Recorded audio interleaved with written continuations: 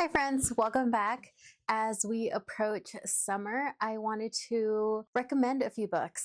These books I personally think, are great for like late spring, summer, maybe early fall. It's the kind of books that they're either bingeable, they are feel good, you can't put them down, and you want to travel with them. Because if we're being honest, any book is a great book to read at at any given time if that is what you're craving at the moment. And that's coming from a mood reader. Do I sometimes read books that are centered in winter in the middle of summer? Yes, it's okay.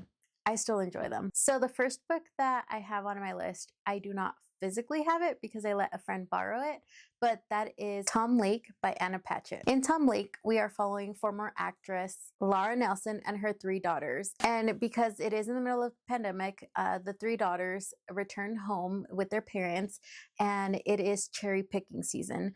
And to make, cherry picking season funner, they ask their mom to tell them their favorite story about Tom Lake. So it's a very heartwarming book. It talks about life and, this former actress, like her life when she was an actress and before she had kids, and when she met her husband, and, the lovers that she had. It's just very entertaining, and it pulls at your heartstrings a little bit. And I think if you have kids, I think kind of some commentary that it has about, watching your kids grow up and having to tell them certain stories at a certain time. I think it would also connect. I don't have kids, but I would imagine if I did have kids, I would connect to those parts of the story as well. Another book that I do recommend is The Southern Book Club's Guide to Slaying Vampires by Grady Hendrix.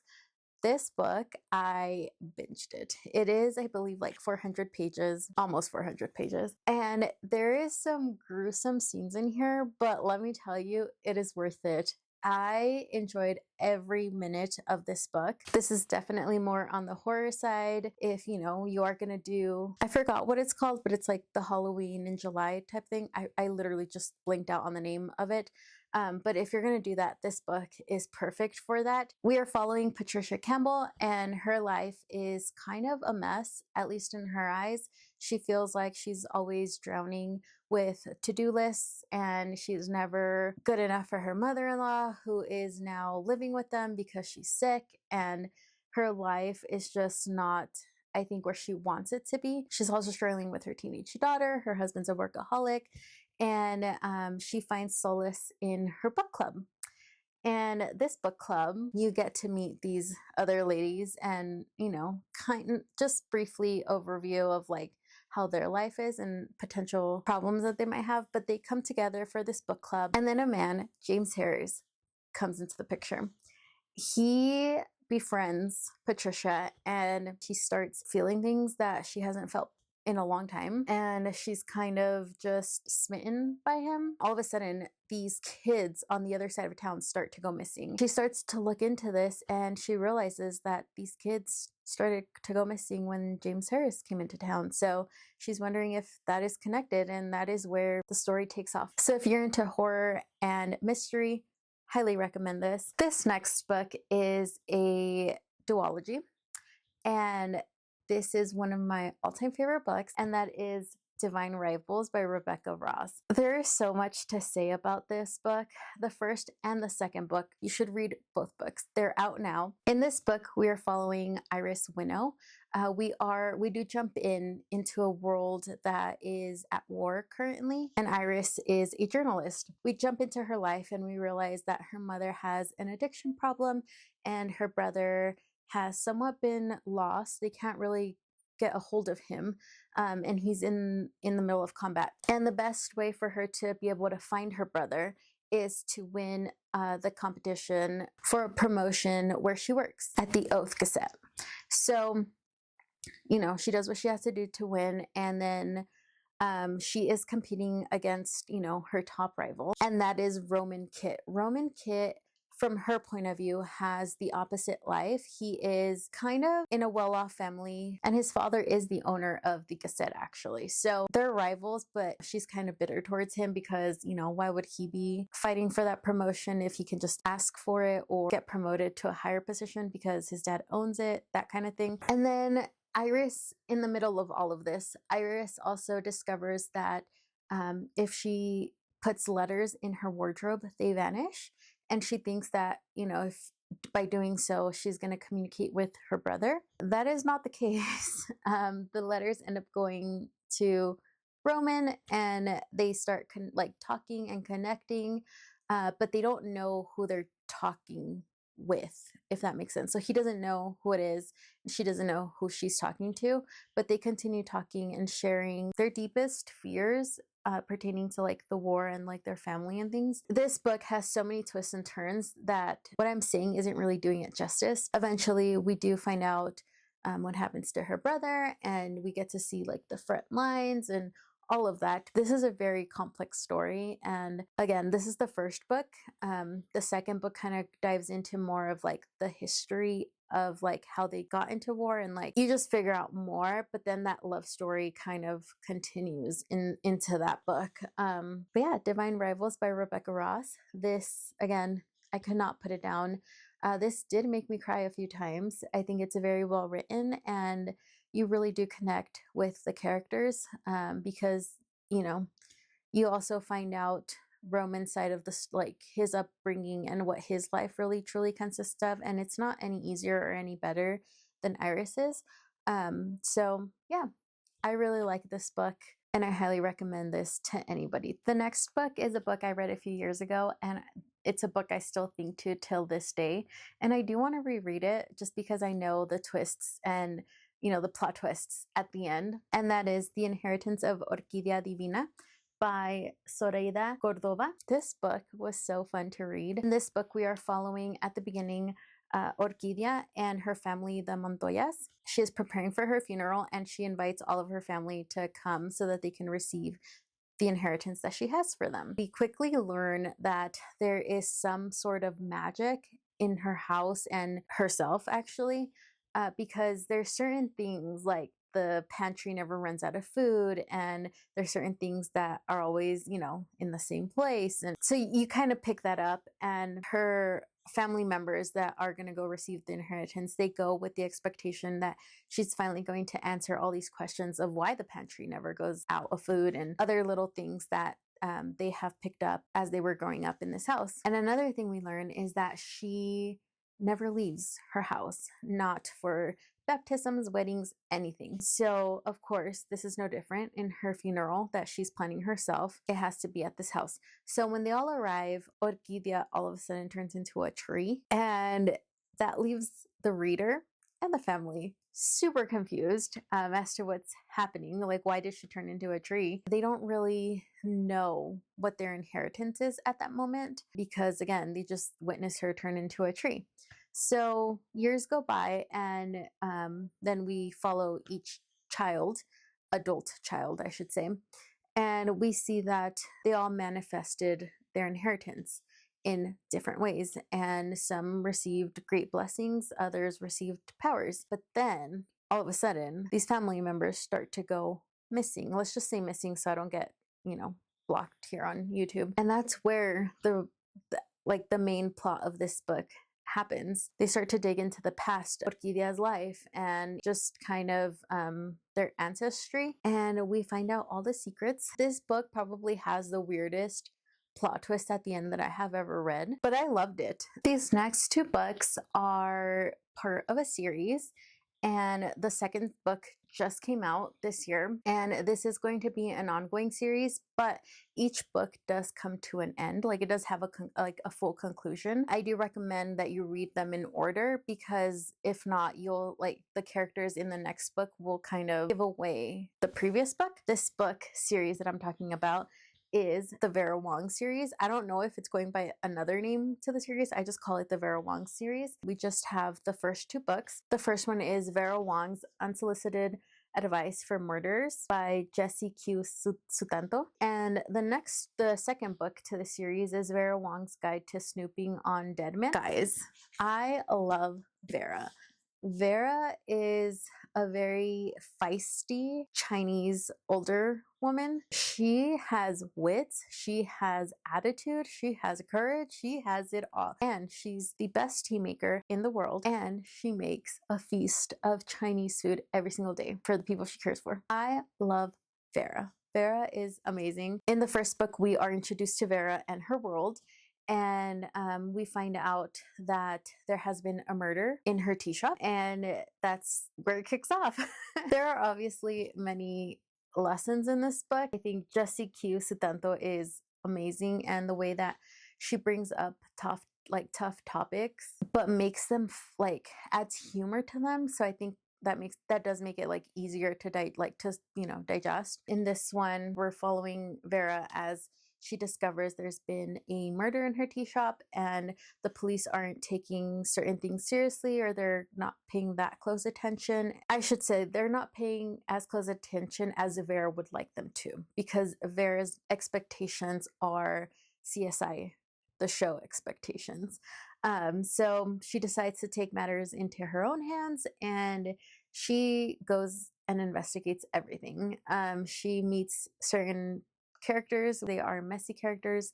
They are characters that are struggling. They just have hard decisions to make, and Vera realizes that what they're in need of is just some wisdom, and Vera does just that. She gives them harsh truths, she gives them the wisdom, but she also feeds them very, very yummy Chinese food. She is proud of her heritage. She is proud to be a Chinese mother, and she tells everybody that.